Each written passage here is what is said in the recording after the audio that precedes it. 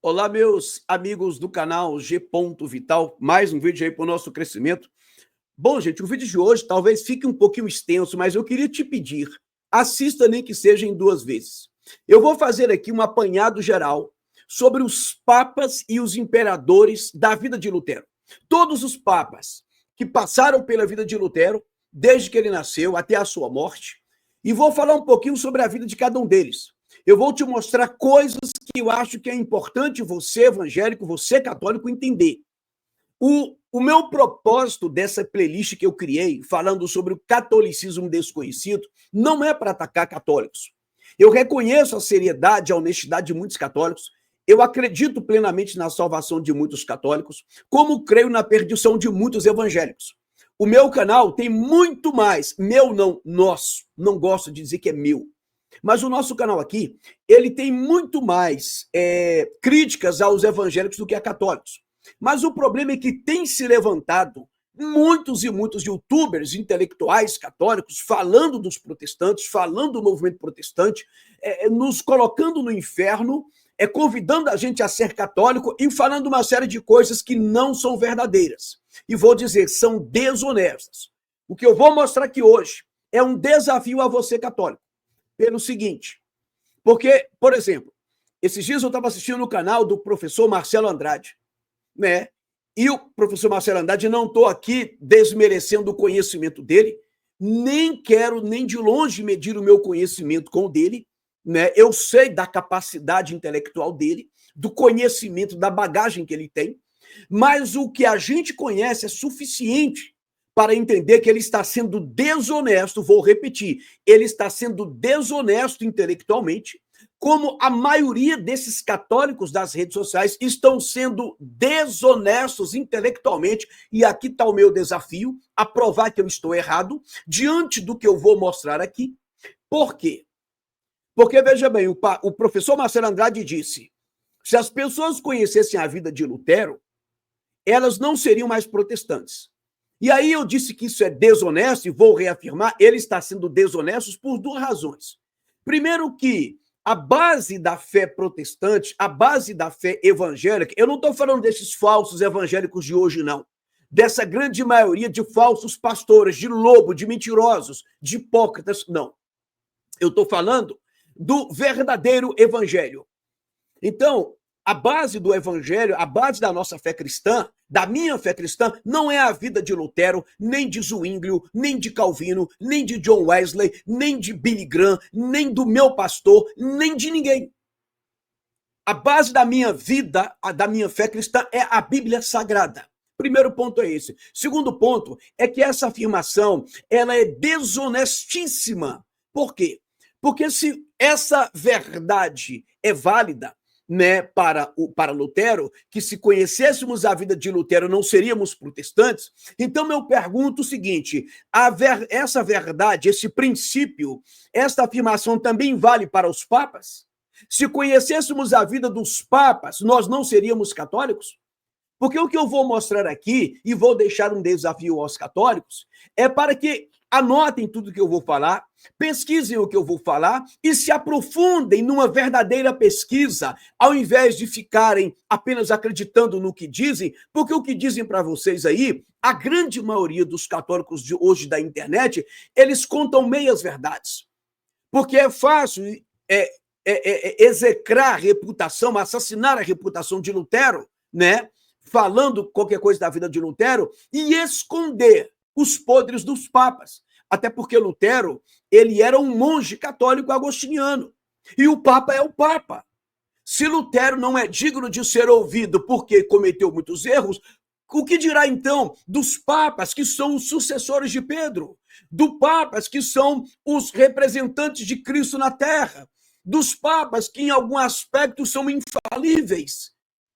Então, se Lutero não é digno por causa dos seus erros, o que dirá dos papas, que cometeram erros muito, mas muito, mas muito maiores, e eu vou mostrar aqui.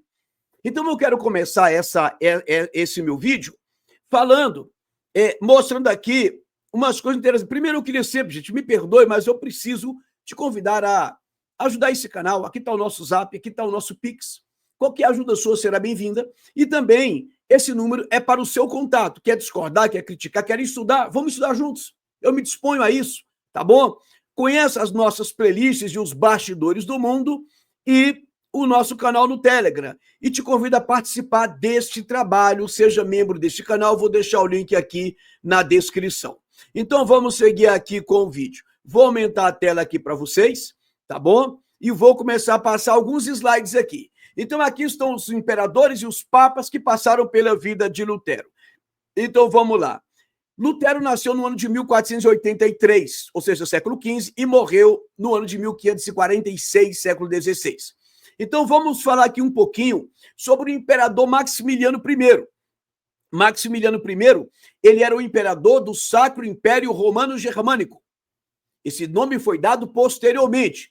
Então, eu já quero que você entenda que a Igreja Católica, ela já estava alinhada desde de Constantino à política. Era uma igreja política, era um catolicismo politizado, era uma Roma cristianizada, era uma mistura, uma simbiose de política com religião e nunca deu certo. Eu vou mostrar aqui apenas o período de Lutero, mas estou a cada vídeo trazendo uma novidade para você. Então, Maximiliano I, ele reinou de 1508 a 1519, ele era sacro imperador romano-germânico. Assim que ele morre, assume o cargo o seu neto Carlos V, que também foi um sacro imperador. Então, esses dois homens, eles vão passar, olha só, o Maximiliano, ele assume em 1508, Lutero aí já vai ter 25 anos mais ou menos, né? E depois fica aí Carlos VI, que fica no reino até depois da morte de Lutero. O curioso que eu quero te mostrar aqui é que esses dois homens tinham um envolvimento com cabalistas, com judeus cabalistas. E eu quero te mostrar que todo o catolicismo, que todos os papas, que todos os imperadores, que quase todos os reis, eles tinham associações, eles tinham ali um misto de crenças com os cabalistas. E se você estudar a fundo o catolicismo e observar as suas imagens, as suas crenças, os seus rituais, você vai ver claramente o judaísmo dentro do catolicismo romano. Então, por exemplo, eu quero falar aqui para você pesquisar a vida de Cornélio Agripa, que era um judeu místico cabalista, né, que escreveu ali, o Cornélio Agripa, a Filosofia Oculta. Cornélio Agripa viveu ali próximo, mais ou menos, né, ou melhor, eles foram contemporâneos, né, de Paolo Ricci. Eu coloquei aqui só dois, mas tem mais aqui para a gente falar. Então, o que acontece? Esses dois homens, eles eram judeus, cabalistas, eram místicos, eram médicos, eram esotéricos, e eles foram médicos, tanto de Maximiliano quanto de Carlos V. Eles foram médicos, inclusive de Branca Sforza. Branca Sforza era quem? Era a esposa de Maximiliano I. Eu quero frisar isso aqui, porque eu vou tentar separar isso em outros vídeos. Mas, olha só, o nome da esposa de Maximiliano I, o Sacro Imperador Romano, o Imperador Católico, da época de Lutero. A Branca Sforza era esposa de Maximiliano, e ela era da família Sforza. Então, eu já quero começar a abrir tua mente para entender, meu irmão, principalmente você católico, que essas famílias é que controlavam o Vaticano, e eu vou provar isso aqui, né? Eu vou, aos poucos, te mostrar isso aqui. Então, os Sforza era uma família poderosa que, inclusive, colocou muitos papas no poder. Porque todos esses papas, desde Constantino, eram papas políticos. E nessa época aqui, nem se fala. Por isso que eu sugiro você voltar no meu vídeo e assistir o vídeo que eu falo sobre a carta do Papa Adriano VI. O Papa que admite, está ali na carta. Eu espero que você assista o vídeo. Esse Papa admite que o Vaticano estava sendo usado para enriquecer famílias. Esse Papa admite que a doença começou na cúria, começou na cabeça, no Papa, e se estendeu para baixo. E ele vai dizer que se a doença começou em cima, a cura tem que vir de cima. Ele vai dizer que a coisa estava tão enraizada. Ele diz isso, o Papa Adriano VI. O Papa, depois, o Papa, que eu vou falar dele daqui a pouco, ele vai dizer que a coisa estava tão enraizada, a doença, esse pecado, ele vai dizer que é pecado, estava tão enraizado, tão profundo, e como ele vai dizer, estava tão assim disseminado, e eram múltiplos, ele vai dizer que não tinha como acabar de uma vez só. E ele vai morrer e a coisa continua. né? Esse Papa morre e a coisa continua, e eu vou te mostrar quem é que assume no lugar dele. Então, vamos lá. Seguindo aqui. Então, eu quero te mostrar o envolvimento dos católicos, dos reis católicos, dos papas, com os cabalistas, né? Então, vamos lá. Seguindo aqui. Então, vamos seguir aqui. Então, você tem aqui, olha só uma coisa curiosa, que a gente não fica sabendo nunca. Esse aqui é o Jacob Figer, né? Esse homem foi considerado um dos homens, ou melhor, o homem mais rico da sua época. A biografia dele vai dizer que hoje nem Bill Gates, nem ninguém seria tão rico quanto ele foi. E o curioso que eu quero te mostrar é que, por coincidência, era outro judeu. Era outro homem de família judaica, riquíssimo. E olha o que o biógrafo dele vai dizer. O Greg Steinmetz, né? Steinmetz, ele vai dizer o seguinte: no Renascimento, que foi a época de Lutero, a época em que Figer viveu, o mundo era controlado por duas figuras, o imperador romano e o papa. Figer financiou os dois. Então, o Figer, ele financiou tanto o papa quanto o imperador. E aí que está o problema. Quando Lutero surge, tanto na época de Maximiliano quanto na época de Carlos V, eles recorreram ao papa para acabar com o movimento protestante. Sabe por quê? Porque esse homem aqui, ele financiava o papa. Então, entenda uma coisa. Eu vou entrar na vida dele agora, mas o Papa Adriano VI, ou melhor, o Papa Sisto IV, que foi o Papa de quando Lutero nasceu, eu vou falar dele agora, logo em seguida, esse Papa resolveu reformar uma capela do Vaticano. E por causa do seu nome, Papa Sisto IV, a capela foi homenageada com o nome dele, por isso Capela Sistina. Mas toda aquela reforma da Basílica de São Pedro, dessa capela, a contratação daqueles importantíssimos artistas, como, por exemplo, Michelangelo, como, por exemplo, Leonardo da Vinci, todos da época de Lutero, todos esses artistas, né? E aí vai ter uma lista de artistas, os mais importantes da Europa, da Itália principalmente. Basta falar aqui de Michelangelo e Da Vinci, que eu acho que são os artistas mais importantes da história da humanidade, né? Principalmente Da Vinci, que era polímata. Da Vinci, ele estava ligado ali com alguns papas. Ele participou da arquitetura, ele participou do projeto de engenharia de algumas partes ali da reconstrução do Vaticano. E Michelangelo nem se fala do teto da Capela Sistina. Então, a Capela Sistina vai ter o nome em homenagem ao Papa Sisto IV. Então, essa restauração ali, ela ficou caríssima. Então, esses homens ricos financiavam, a igreja tinha que recuperar esse dinheiro para pagar os financiadores. Daí começou a se cobrar as indulgências. E as indulgências tanto eram absurdas, Lutero quando criticou, que depois elas foram alteradas, né? Que eu vou falar ainda sobre isso em outro vídeo. Mas tudo isso tinha as ligações aí cultural, uma cultura que não tem nada a ver com a fé cristã. Inclusive, eu quero te mostrar que esses artistas eram todos esotéricos. O próprio Michelangelo era de uma família que pertencia à maçonaria. Ele vai ter um parente lá na Revolução Francesa, da família Buonarroti, que é a família do Michelangelo.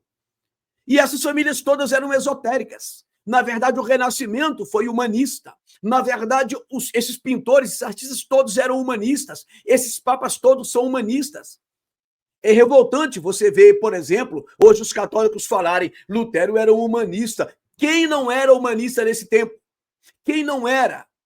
Porque quem financiou os artistas humanistas, por isso aquelas pinturas de homens nus, por isso Deus sempre nu, por isso até papas foram pintados nus. Então, esse nu representa o corpo, representa o humano. Isso está remontando a cultura grega clássica. E esse grego clássico, ele era humanista. Mas eu não vou falar nisso aqui hoje, porque eu vou deixar para falar isso quando eu falar sobre o Papa Leão X, que é o Papa que excomungou Lutero.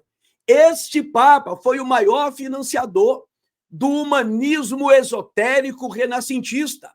Esse Papa que ajudou a financiar obras místicas. O Papa Leão X que excomungou Lutero. essas obras místicas elas eram humanistas. O homem vitruviano, que todo mundo conhece essa imagem, eu não vou mostrar aqui, vou deixar isso lá para o vídeo do Papa Leão X, que representa a plenitude do corpo humano, do ser humano. Esse desenho foi feito por Leonardo da Vinci, e estava trabalhando ali junto com os papas.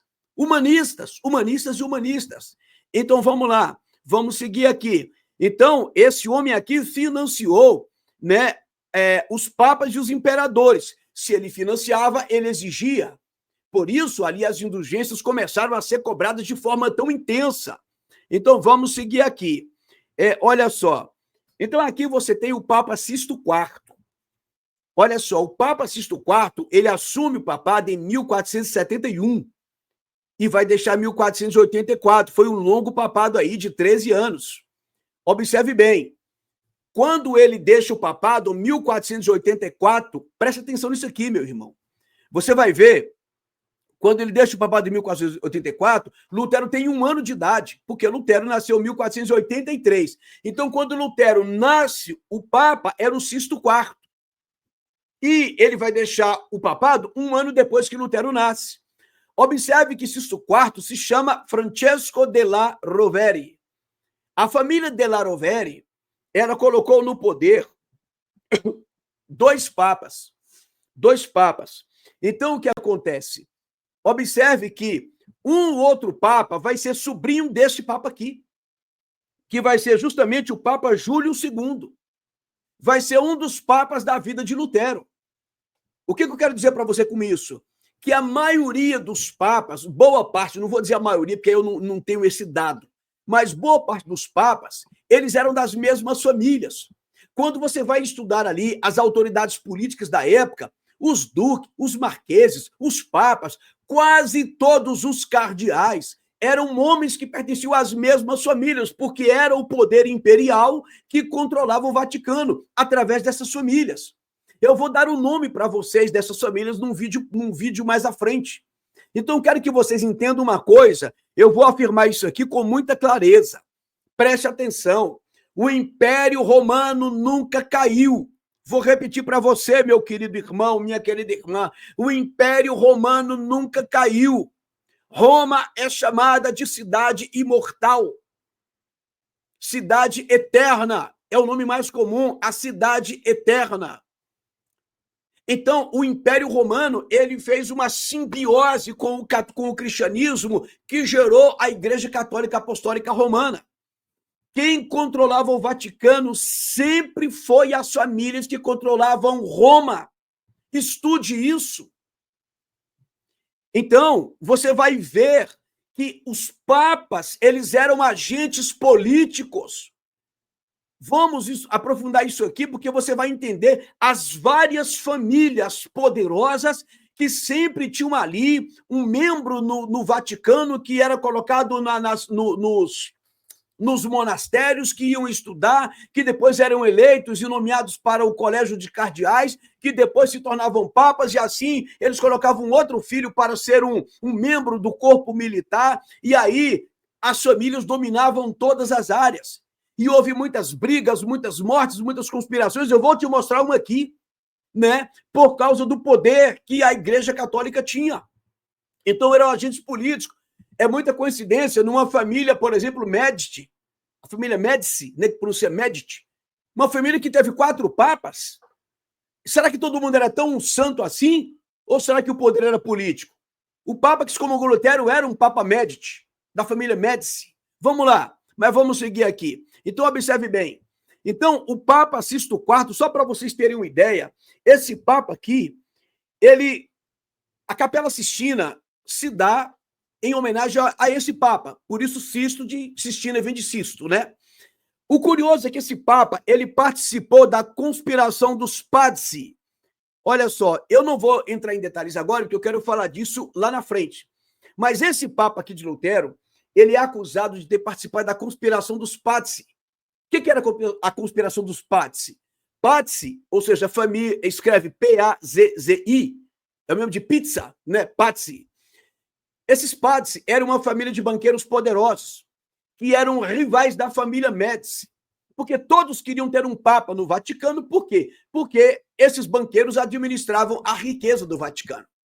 Então você vai ter várias famílias ali que queriam nomear os seus papas. Né? Depois nós vamos falar, você vai vendo aí. Agora eu falei da família Sforza. Então eles se casavam entre si, havia ali a mistura de casamentos, e claro que ali cada um ia colocar o seu pupilo ali, o seu filho, o seu parente, para ser um papa, um futuro papa, né? Ou um duque, por aí vai. Então o que acontece? Esse papa, ele foi acusado, né? Vários historiadores vão mostrar que esse papa foi um dos mentores de um plano para assassinar 2 membros da família Médici. Então você tem ali, o plano era para assassinar Lourenço de Médici, Lourenço Magnífico, e Giuliano de Médici. O curioso é que esse assassinato ele era para acontecer e aconteceu dentro da Catedral de Florença e durante uma missa de Páscoa. Todo mundo católico. Para você ver que não havia ali, de fato, uma conversão. Havia ali a aceitação de uma religião, porque era uma religião política. Então, esses grupos, essa conspiração envolvendo padres, envolvendo um arcebispo, envolvendo o próprio Papa, era para matar 2 membros da família Médici. E era o Lourenço e o Giuliano de Medici. Só que acontece que deu errado. Durante a missa foram lá para assassinar. Conseguiram matar o Giuliano. E aí, o interessante é que os 2 que eram para ser assassinados eram o Lourenço e o Giuliano. Presta atenção. O Lourenço não morreu. Eles erraram ali, houve uma falha, eu não vou entrar em detalhes agora, mas é uma história bem curiosa. Mas esse Lourenço, que era para ser assassinado, ele teve um filho que foi o Papa Leão X, que excomungou Lutero. Olha que bagunça. A vítima ali, o alvo da conspiração, teve um filho que se tornou um papa. E o que morreu, quando ele morreu, ele tinha engravidado uma mulher que não era sua esposa. Essa mulher, ela estava grávida de 8 meses quando o Giuliano morreu. Então, veja bem, o Giuliano foi assassinado, mas ele tinha um filho que estava sendo gerado, com 8 meses. Então, ele morre. 1 mês depois, nasce o filho dele, que era o Júlio de Giuliano. O filho desse que morreu, né, desse Médici que morreu, se tornou o Papa Clemente VII, que também foi o Papa da época de Lutero. Só para você ter uma noção da bagunça. Então, veja, a conspiração era para matar 2 membros da família Médici, né, o Lourenço e o Giuliano, e tanto o Lourenço quanto o Giuliano vão ter 2 filhos, né, cada um vai ter um filho, e ambos vão se tornar papas em períodos diferentes, óbvio, né? Mas o curioso é que os 2 vão ter filhos que vão ser papa no tempo de Lutero. Então, o Papa Clemente VII, ele vai ser filho desse Giuliano que foi assassinado nessa conspiração. Conspiração envolvendo um outro papa, né? O Della Rovere, por causa das brigas das famílias. Então, vamos seguir aqui. Então, olha só, esse papa também, ele nomeou, no seu tempo, ele era acusado de nepotismo. Quase todos praticavam nepotismo. Não tinha como não ser isso. A coisa estava corrompida, não tinha como não ser. Por isso que o Papa Adriano VI vai fazer aquela carta de intenções, depois da Reforma Protestante, depois de Lutero pregar as 95 teses, e ele vai admitir que a coisa estava totalmente bagunçada. Ele vai dizer, a doença começou com o Papa e desceu para baixo. Então, vamos lá. Então, esse Papa ele vai nomear 6 cardeais, todos eles sobrinhos seus. E o curioso é que, desses 6 cardeais, um deles vai ser justamente o Giuliano della Rovere, que é o Papa Juliano, que é o Papa Júlio II. Então, veja que está tudo entre família, tudo entre família. Então, esse Papa também, ele financiou alguém que eu não sei se eu coloquei aqui para vocês, não coloquei não, mas esse Papa financiou um outro cabalista, que é o Flávio, depois você pesquisa aí, que ele financiou um outro cabalista, que é o Flávio Mitríades, que foi um judeu cabalista também, que foi financiado por esse Papa aqui, Papa Sisto IV, porque naquela ideia de renovar Roma e de fazer de Roma um centro cultural do mundo, eles ali trouxeram todo tipo de cultura, de conhecimento para dentro de Roma. E alguém vai dizer, nossa, isso é maravilhoso. Não é. Primeiro que não é papel da igreja, não é papel do reino de Deus. Não foi para isso que Cristo nomeou Pedro, não foi para isso que Cristo nomeou os apóstolos. E essa mistura é porque, na verdade, eles eram místicos. É porque o catolicismo já tinha se transformado no sincretismo. Então, por isso que eles estavam ali unificando o conhecimento, porque era um conhecimento místico. Mas eu vou falar isso para vocês mais na frente, quando nós falamos, por exemplo, sobre as 7 artes liberais, tá bom? Que é um conhecimento místico. Então, vamos seguir aqui, gente, né? Vamos seguir aqui. Então, você tem aí Lutero de novo, aí você vai ter o Papa da família Borgia. Veja, esse é o próximo Papa, ele assume em 1492. Veja, Lutero tinha 9 anos de idade, 9 anos. Então, Lutero já tinha todas essas informações aqui. Então, observe, esse Papa aqui é curioso e é importante você saber que esse Papa é chamado de o mais infame da história, o mais infame dos papas, e ninguém fala isso. Esse Papa aqui, ele é famoso por suas orgias sexuais. Então, por exemplo, eu quero comentar aqui com você o seguinte, essa família Borgia também era uma família poderosa, anote aí, né? Já falamos dos Sforza, já falamos dos Borgia, estamos falando dos Borgia, falamos dos Medici e dos Pazzi, por exemplo. Então, essa família Borgia, ela colocou 3 papas no poder, 3 papas. Será que é porque eram santos demais? Todo mundo na família é santo? Não, é por causa do poder político.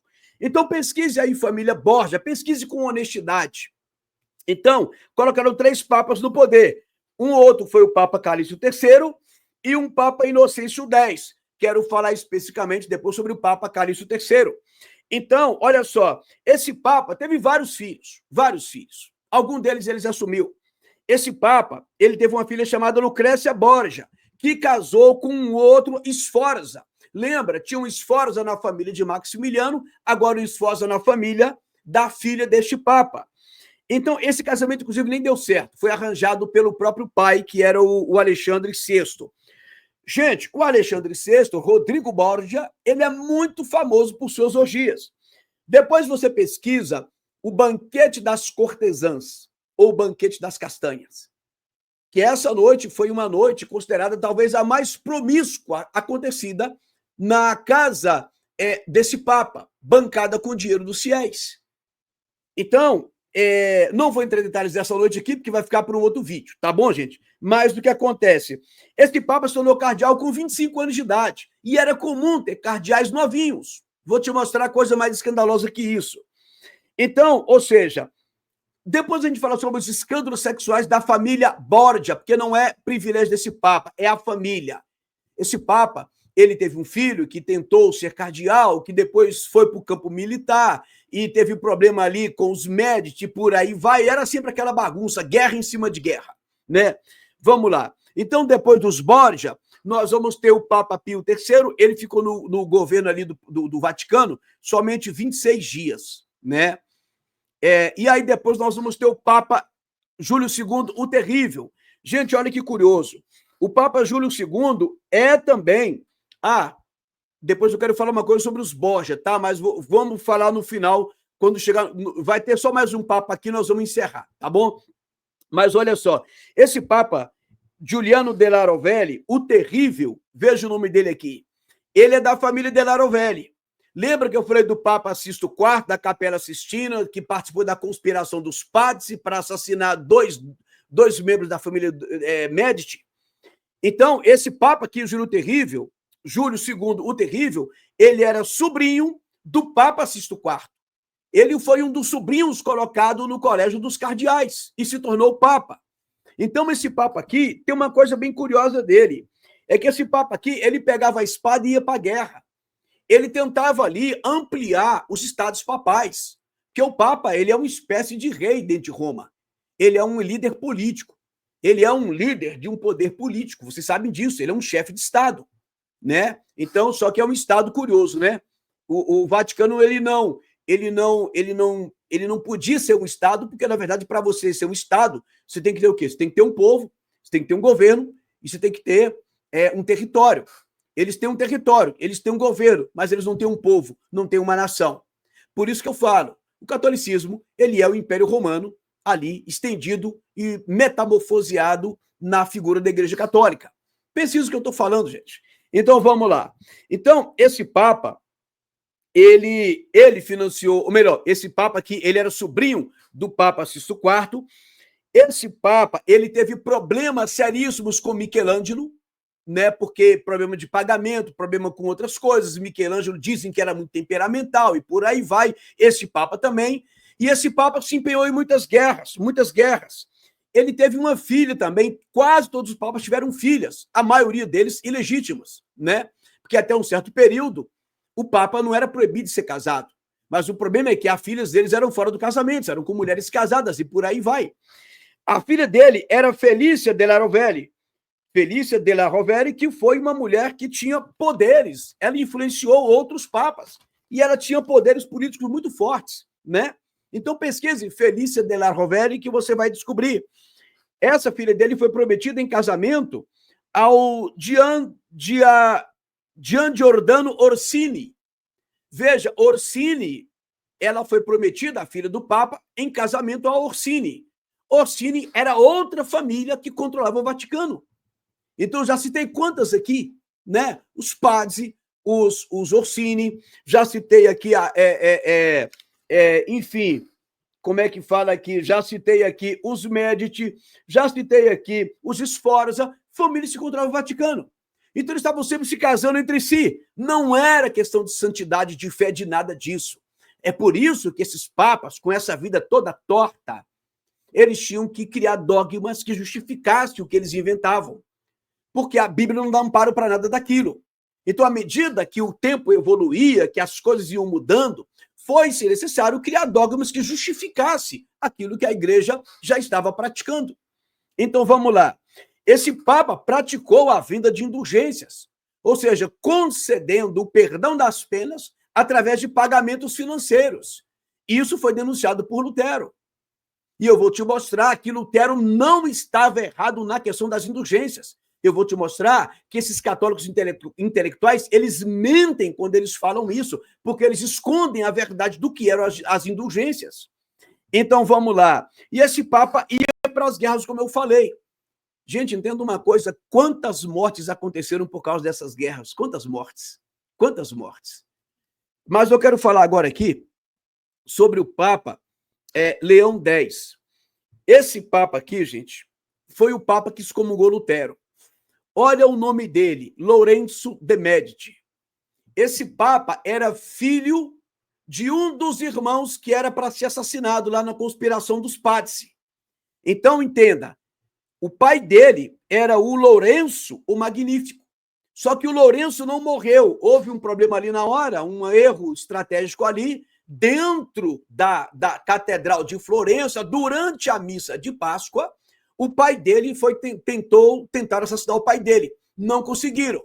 O pai dele, então, sobrevive e vai criar o primo dele, que vai ser o outro Papa que eu vou mostrar daqui a pouco.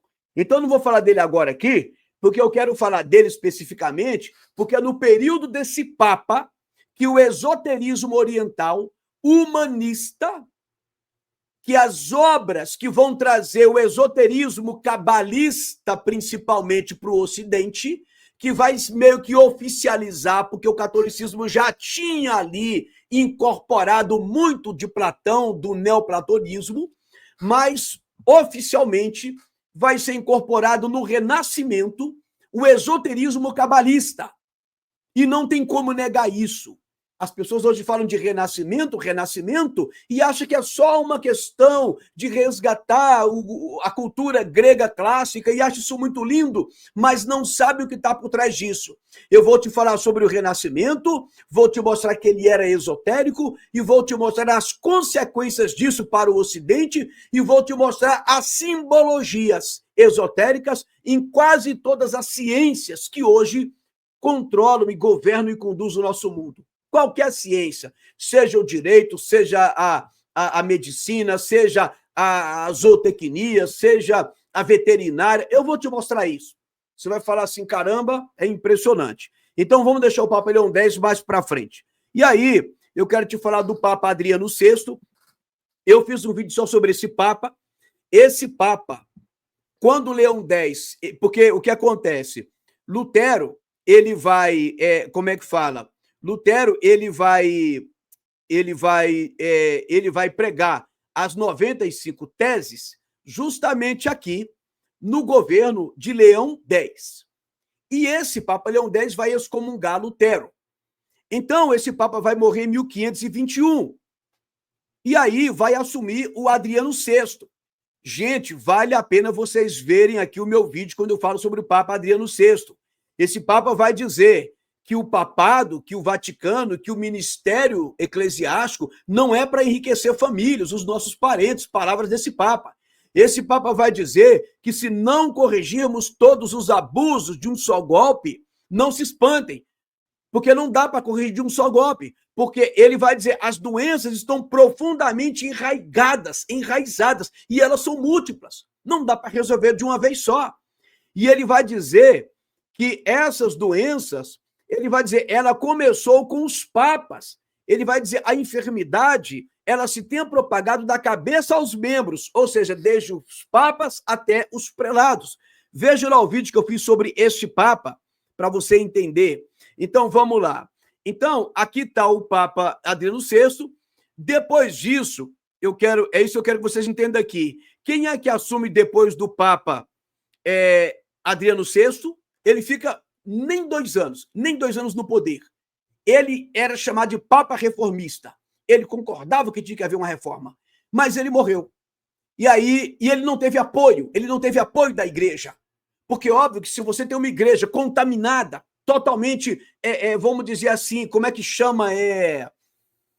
Aparelhada pelas famílias poderosas, ele vai conseguir uma reforma? Nunca conseguiu e nunca fizeram. Nem o Concílio de Trento e ninguém fez. Por isso, é desonesto dizer o problema da igreja é depois do Concílio Vaticano II. Mentira! Isso sempre existiu dentro da igreja. Então, vamos lá. Aí o Papa Adriano VI, que reconhece os pecados da igreja e do Papa, que vai dizer que há necessidade de uma cura, começando de cima, ele morre. Quem é que assume? Júlio de Juliano de Médici. Ou seja, um outro Papa da família Médici.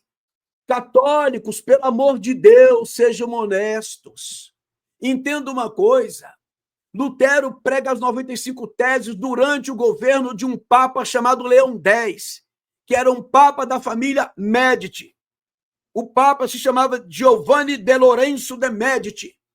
O Papa Leão X era um Papa dos Médici, banqueiros italianos poderosos que comandavam Florença e quase toda aquela região que hoje é a Itália. Aí Lutero prega as 95 teses. Vem um Papa e admite que aquilo ali estava acontecendo mesmo, que havia pecado dentro do prelado, dentro do papado, na cúria da igreja. E aí esse Papa morre. Quem é que assume? Um outro Papa Médici. Esse Papa aqui, Clemente VII, é primo do Papa anterior ao Adriano VI. É primo do Leão X. Esse Papa aqui é filho do irmão que foi assassinado lá atrás, lembra? Eu não falei da conspiração para matar 2 irmãos? O nome do pai dele era o Giuliano. Esse Papa aqui que teve o pai assassinado 1 mês antes dele nascer. Esse Papa aqui teve essa tragédia. Você acha o quê? Essas rivalidades aconteciam e eram ferrenhas entre eles. Você vê, por exemplo, o Papa Júlio II, eu não falei disso, o Papa o Terrível, que ia para as guerras. Esse Papa, ele era inimigo dos Borgia. Ele foi exilado quando era cardeal no tempo de Rodrigo Borgia, o Papa Alexandre VI. As brigas eram constantes entre eles. Pesquise o que eu estou falando, gente. Pesquise isso. Então, vamos lá. E aqui você tem, para finalizar, o Papa Paulo III. Ele foi Papa de 1534 a 1549. O nome dele era Alessandro Farnese. Farnese é outra família poderosa que controlava a Itália naquele tempo. É outro Papa de família poderosa. Por isso que todos eles tinham filhos, porque todos eles tinham vidas geralmente devassas. E aí alguns iam para os mosteiros muito cedo, outros eram escolhidos de acordo com a sua capacidade. Então, esse Papa, por exemplo, ele se tornou sacerdote depois de ter sido nomeado bispo. Esse Papa aí foi chamado de cardeal de saias, por causa das imensas mulheres, ou melhor, da quantidade de mulheres que eles tinham, né? Ele teve 4 filhos ilegítimos, ou seja, fora do casamento, seja o casamento do Papa, seja o casamento da amante que ele tinha. Esse Papa, ele nomeou um dos seus filhos como Duque de Parma, porque todos, gente, olha, a família, por exemplo, Médici, tinha não sei quantos cardeais, porque essas famílias se misturavam. Então, eu até esqueci de falar aqui dos casamentos, que alguns papas eram filhos de famílias mistas, né? Eu esqueci de falar isso aqui, mas deixa para outro vídeo. Vamos lá. Então, esse papa nomeou 2 netos como cardeais, um de 14 anos e um de 16 anos.